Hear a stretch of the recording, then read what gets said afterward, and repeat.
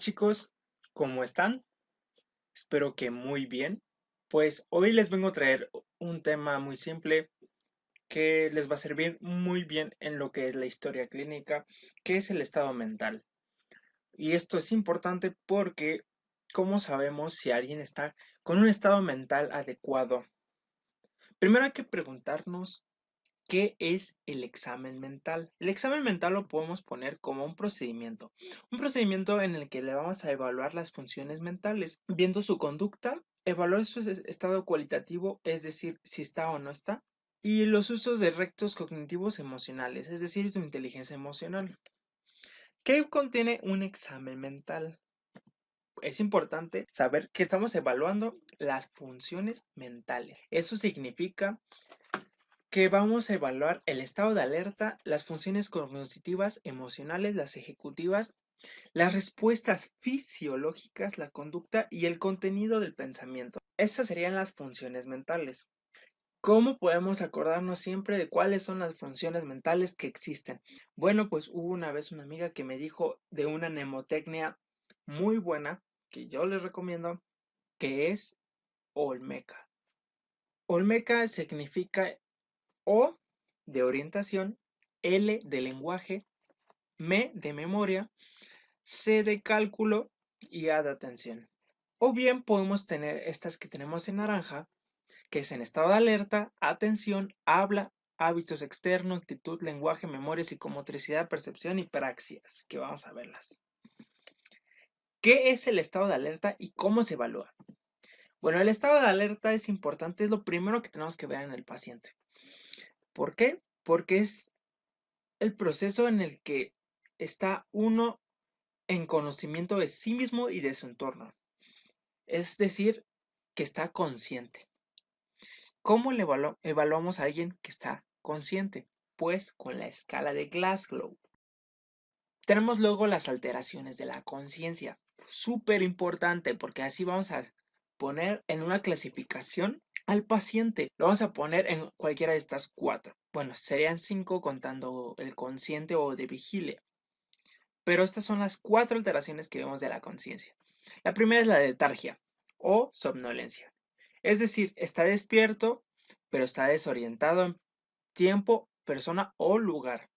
Luego tenemos la obnubilación, que es la depresión de la vigilia, es decir, que no está consciente o bien no está orientado y solamente se puede despertar ante estímulos leves. El estupor es cuando son estímulos intensos, como el dolor. Los estímulos leves serían como de verbal, es decir, le hablas al paciente y te responde solamente si le hablas por su nombre.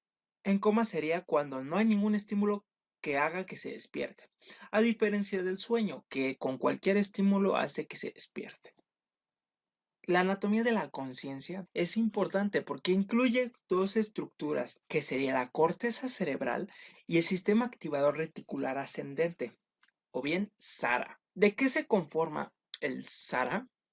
El SARA se conforma de 4 estructuras primordiales porque incluyen 4 sustancias diferentes: la dopamina, la histamina, la serotonina y la norepinefrina. Cada uno tiene un lugar primordial en donde se produce más. Tenemos la región tuberomamilar en los cuerpos mamilares, cerca del hipotálamo, en la histamina, el área tegmental ventral, los núcleos de rafe mediales y locus cereulus, todos en el tallo cerebral. Conectan hacia un áspero encefálico medial que va a llevarlos a la corteza cerebral, a lo que sería la corteza prefrontal. Tenemos que saber que la corteza prefrontal se divide en dorso lateral y órbito frontal. Ahora vamos a localizar las estructuras que dijimos. La tuberomamilar se encuentra donde están los cuerpos mamilares. ¿Dónde se encuentran los cuerpos mamilares? Se encuentran cerca del hipotálamo. Luego tenemos al área tegmental ventral, que se encuentra donde está el mesencéfalo y se conecta al núcleo accumbens, que se encuentra en el área frontal. Bien, encontramos los núcleos de rafe, que los vemos en color rojo, son de la serotonina. Este sería histamina tuberomamilar, área tegmental ventral, que sería de dopamina, locus cereulus, que los vemos aquí, lo vemos con noradrenalina. ¿Se acuerdan cómo evaluábamos la conciencia? Bueno, pues tenemos que saber muy bien esta escala. En la escala de Glasgow tenemos un máximo de 15 puntos y un mínimo de 3. ¿Qué vamos a evaluar? Tres cosas: ocular, verbal y motor. Entonces le vamos a poner 4, 5, 6 en ese orden. Y dependiendo de los puntos que le den, es la clasificación que le vamos a dar. Si tiene un 1, significa que no responde a esa clasificación. Vamos con la ocular. La ocular se trata de que reacciona después de darle un estímulo. Este puede ser un estímulo leve. Si solo responde al intenso, le ponemos un 2. Si solo responde al leve, le ponemos un 3. Si responde a todos, entonces es un 4. Ahora hablemos del motor. El motor es muy fácil. Simplemente vamos a ver, si no responde, si no mueve nada, tenemos que tomar en cuenta de que no esté invalidado esa extremidad. Si está descerebrado, va a estar el paciente con las manos hacia afuera y una rotación interna. Y decorticado es muy fácil aprendértelo, solamente acuérdense que están poniendo las sombreras o se está poniendo una capa y está teniendo las manos por los hombros. El 4 es cuando retira el dolor, el 5 es cuando te dice dónde y el 6 es cuando obedece órdenes, es decir, tocas la nariz, se toca la nariz. Y el verbal es, uno, igual no responde. Dos, no comprendes tú como doctor. Tres, es sí comprendes, pero es inapropiado el uso de la sintaxis o bien de la semántica. El cuatro es que de la orientación le falta alguno de estas tres: el tiempo, el lugar o la persona. Y el 5 es que tiene todas. Ya que le hicimos las sumas, le vamos a clasificar. Si tiene 3 a 11 puntos, tiene somnolencia. Si tiene estupor, va a tener 8 a 7 y coma de 6 a 3. Ahora vamos a hacer un ejercicio.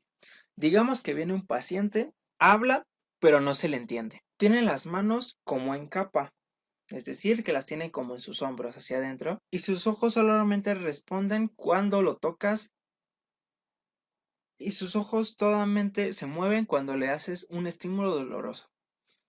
Todo esto es cuando está en cama. Entonces, ¿qué, ¿qué puntaje le pondrías según la escala de Glasgow? Tiene ocular 2, decorticado 3 e inapropiado 3. Entonces sería 2 más 3, 5, más 3, 8. Entonces sería en un estado de estupor. Bien.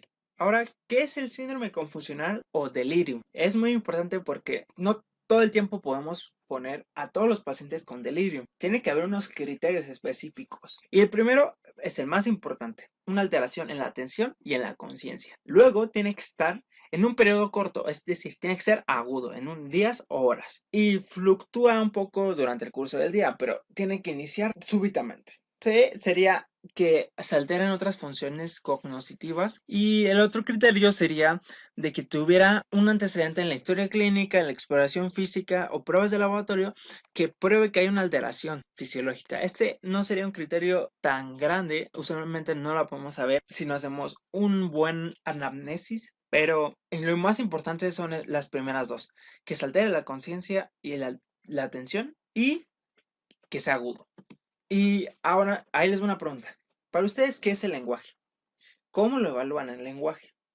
¿Viene el paciente y siente que tienen dislexia en el hocico y ya lo van a clasificar como al lenguaje inadecuado? Obviamente no.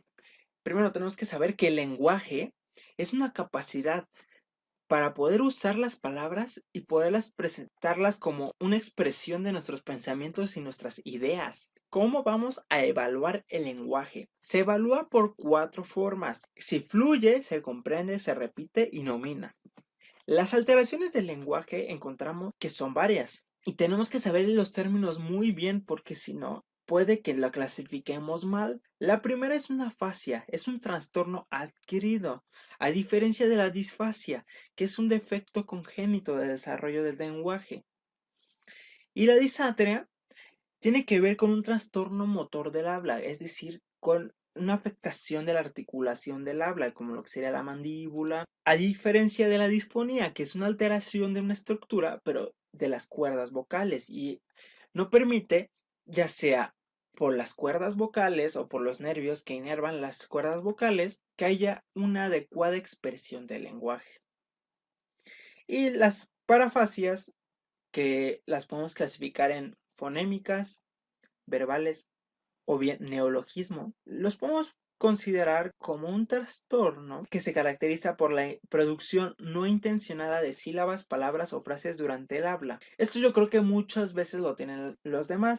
Las fonémicas tenemos, por ejemplo, que reemplaza un fonema por otro, una palabra por otra que se parece en las otras que la componen. Por ejemplo, látiz por lápiz. O tenemos la verbal, que sustituye a la palabra por otra palabra que realmente no pertenece dentro del campo de la semántica. Por ejemplo, auto, pero en realidad quisieron decir lápiz. O tenemos las que son de neologismos. Los podemos clasificar en dos, en semántica o circunloquio. La semántica sustituye a la palabra por otra palabra. Es decir, uno dice silla, pero quiso decir mesa. Y el circunloquio se define toda la palabra, pero se le olvida la palabra. Ejemplo, lo que se pone cuando hace frío es, ¿cómo se llama? Eso sería un circunloquio. ¿Y cuál es la palabra? Abrigo. Y no lo dice. Importantísimo, anatomía del lenguaje, porque esto se los preguntan en al menos una vez cada examen de anatomía, neuroanatomía. En muchos exámenes les preguntan esto. ¿Qué es importante? Es encontrar las áreas y los fascículos que lo conectan. Hizo un video de topografía en el que explican de las fisuras, de los giros, de las áreas. Si se les dificulta encontrarlo, en ese video les va a servir mucho, la verdad. Véanlo, están en el canal. Vemos que el área de Wernicke es considerada como el 22 y 42 de Brodmann. ¿Para qué sirve? Para la comprensión. El área de Broca es el 44. ¿Para qué sirve? Para emitir lenguaje. Y estas dos se conectan por un fascículo, que es el fascículo arqueado, que es esta que vemos acá. Como pueden ver, está arqueado. Y la circunvolución supramarginal es parte del procesamiento, es decir, uno recibe, que sería el de Wernicke, uno lo procesa y otro lo emite. Somos como una radio humana. La circunvolución angular se trata de la semántica, es decir, se trata de darle significado a cada una de las cosas que decimos y asocia lo que es el concepto y la gramática. También tenemos áreas subcorticales, que son pues las que nos van a permitir como mejorar o disminuir la calidad del lenguaje. Tenemos el tálamo, que monitorea la semántica, y las basales formula lo verbal, que ayuda al área de Broca. ¿Qué es lo importante? 44 Broca, 22 a 42 Wernicke. Lo conecta el fascículo arqueado. Ahora, ¿se acuerdan cómo evaluamos el lenguaje? Eran 4. Fluidez es que dice las cosas sin ningún error, es perfecto como habla. Mientras que la comprensión es, le dice una oración y tiene que darle un significado. La repetición es decirle 3 palabras y que las repita. Porque acuérdense que no es el que repita la frase no significa que lo comprende. Y la nominación es el test de nominación a animales, es decir, le pones un animal y te tiene que decir cuál es. Le pones un caballo y tiene que ser un caballo. Si nunca ha visto un caballo, pues obviamente no te lo va a contestar. Entonces tienen que ser animales que ha visto. Le preguntas, ¿ha visto alguna vez este animal? Sí. ¿Cómo se llama? No, pues no sé. Entonces tiene un trastorno de denominación. Significa anomia. Y prácticamente todas las afasias tienen algún grado de anomia. Ahora, esto va a lo más importante de todos, las afasias. Que la verdad, si ven este flujograma dicen, ay no, qué horrible. Pero no se preocupen, es muy fácil. Acuérdense, estas 3, fluye, comprende y repite. Fluye, F, se comprende, R repite. Entonces, aquí abajo les puse las letras de todos los que tiene. Aquí les taché todos los que no tiene. Es decir, que la fase global no va a fluir, comprender ni repetir. Muy fácil. La fase anómica es que fluye, comprende y repite, pero no nomina. La de las demás, ¿qué hacemos? Bueno, muy fácil. La de Wernicke, ¿qué era? Era el área de la comprensión. Entonces, si tiene una fase de Wernicke, no comprende. Y si tiene una fase de Broca, acuérdense que es la que expresa, entonces no fluye. Y las dos no repiten. A diferencia de las transcorticales, que en todas se repite. En ninguna falta la repetición. Pero la sensorial sí fluye y en la motora sí comprende. A ver, hagamos un test. ¿Qué hace la afasia anómica? Es que fluye, comprende y repite, pero no nomina. Afasia de conducción, en esta no repite, pero sí tiene F y C. Digamos que es una combinación entre Wernicke y Broca, pero no tiene la R. Entonces, afasia de conducción fluye y comprende. Transcortical siempre está la R, repite y fluye. Motora, comprende. Motora M de coche y S, sentir frío. Wernicke, entonces les falta R. Wernicke es comprensión, entonces le falta C. Broca F es lo contrario de Wernicke, entonces es C. Las dos le falta la R. Esta también le falta R. Y la fascia transcortical, todas tienen R, acuérdense, pero falta, como es mixta, esta y esta, entonces le falta fluidez y comprensión. Y la fase global le falta FCR.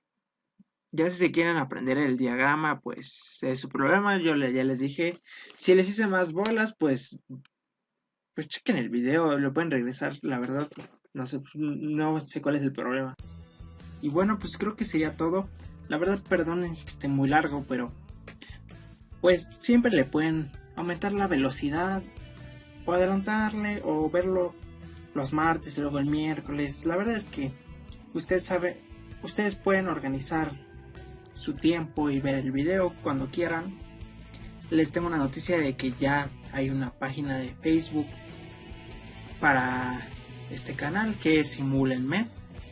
Les dejo el link abajo en la descripción. Siempre les recuerdo que se suscriban, aportan mucho al canal, motivan mucho al canal para que se expanda, se hagan más presentaciones. Muchas gracias a todos. Váyanse con cuidado, siempre estudien con felicidad y no con locura de muerte y perdición. Así que chao.